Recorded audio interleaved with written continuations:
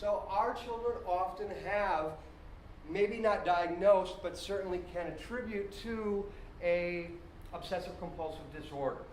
And we see that with, Angela talked about trains before, we see a lot of our children really quite obsessed with trains. Disney, Thomas, cars. Who's got an example? I'm sorry? Cooking shows. Cooking, okay, that's a one, it's educational. And certainly if you're seeking them put it into practice, it becomes practical. Examples, students with Mountains. compulsive behaviors. Mountains, okay, geologists. Anyone else? My brother, sports stats.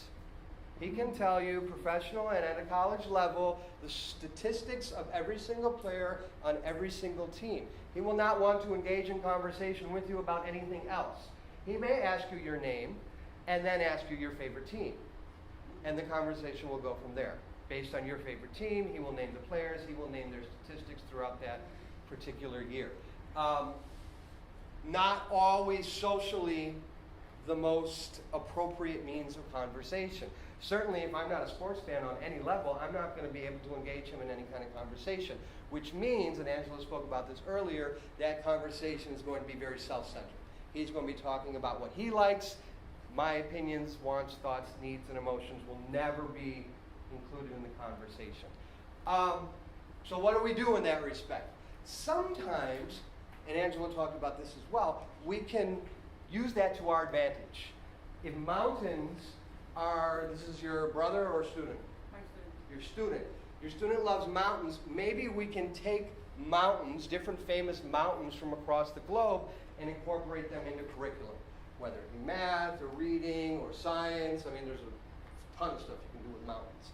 So depending on what it is, and if it's a littler guy, and it's Thomas, or if it's the movie Cars, we can take characters from those particular movies and those particular scenes and create curriculum based on that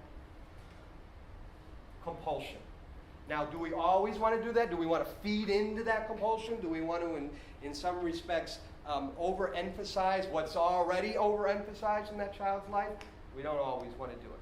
And sometimes it's okay to purposefully not do it, to almost sabotage the child in that respect, because we are, in fact, teaching that life's not always going to revolve around that particular compulsion.